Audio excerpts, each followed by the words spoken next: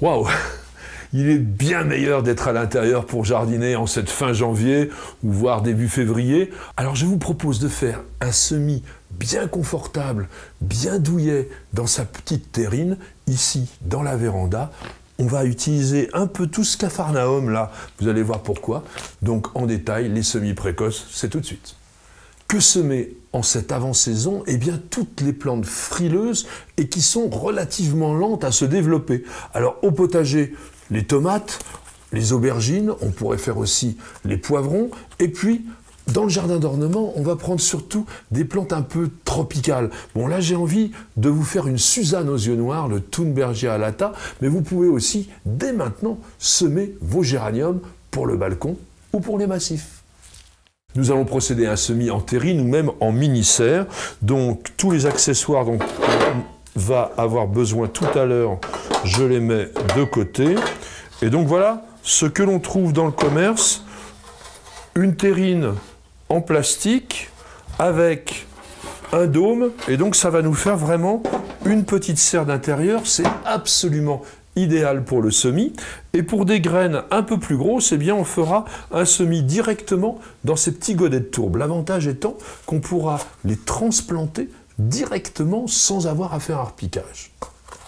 Point capital, notre terrine est percée de nombreux petits trous pour évacuer l'eau en excès, mais nous allons quand même mettre une couche drainante de petits cailloux de manière à évacuer vraiment cette eau sans risque de tasser le terreau. Ça, c'est vraiment quelque chose d'important. Donc, tout simplement, on va en mettre 1 cm maximum, c'est pas la peine d'en mettre énormément. Donc là, j'utilise une pelle à terreau. C'est assez pratique pour aller piocher à l'intérieur du récipient.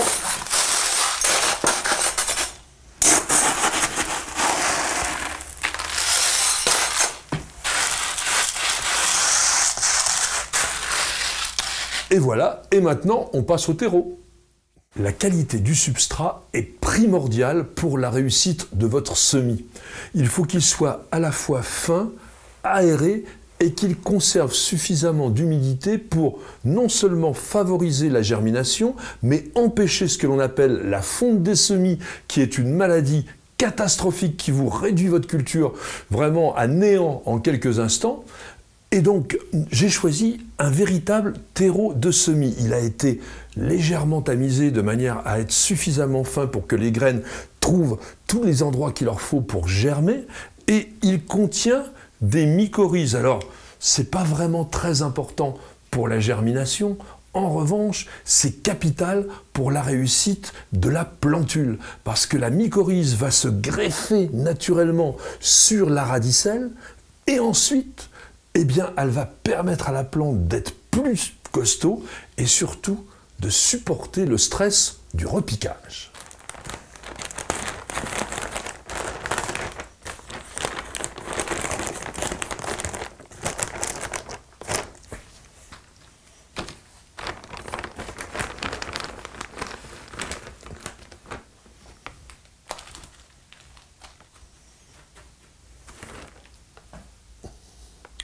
Donc nous avons ici un mélange de tourbe de sphaigne et d'écorce de pin maritime fine compostée, broyée. Donc c'est quelque chose de léger, d'aéré et de très très agréable, notamment à caresser, mais aussi pour les graines.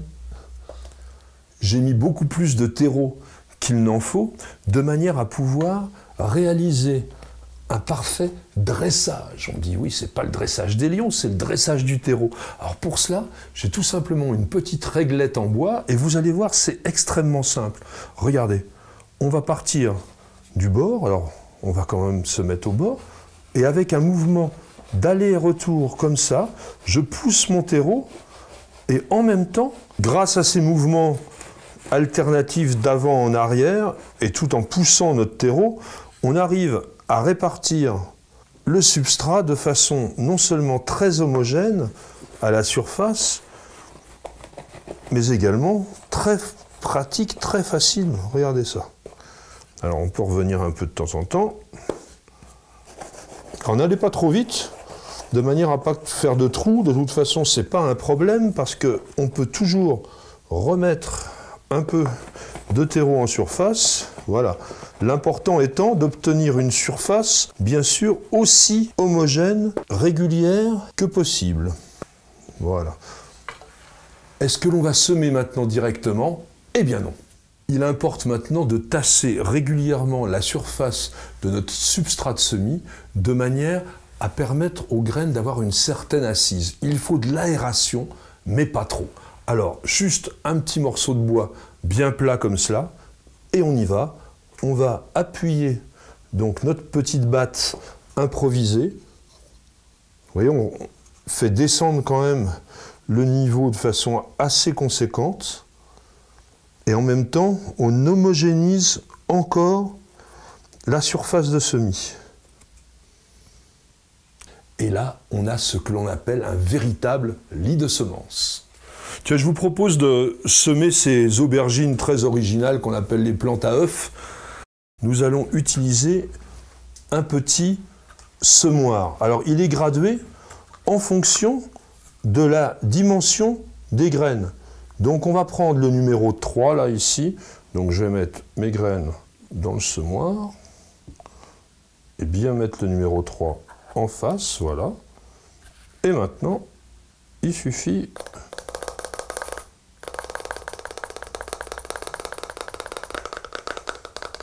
Alors bien évidemment, ce qu'on recherche ici, c'est obtenir du plant à repiquer.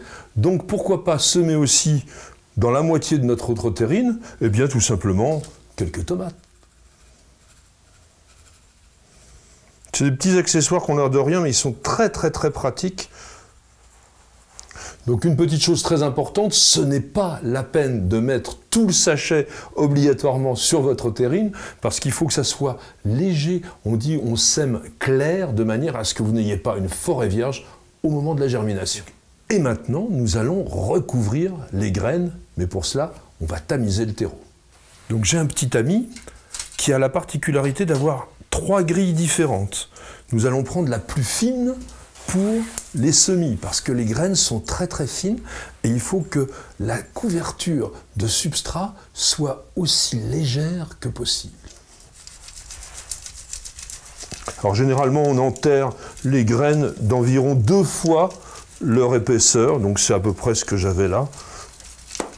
Voilà, ça va permettre. Et on va réutiliser la petite batte pour tasser tout cela.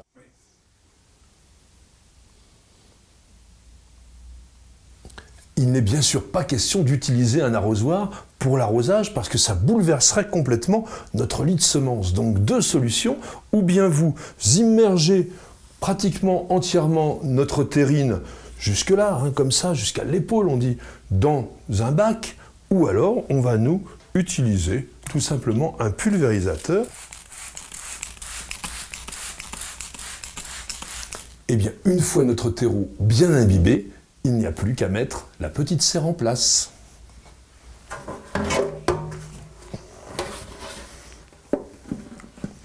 Il va se créer sous le dôme une humidité stagnante, donc une forte hygrométrie très favorable au développement des plantules. Mais attention, d'ici 8-10 jours, elles seront levées et à ce moment-là, il faudra les découvrir.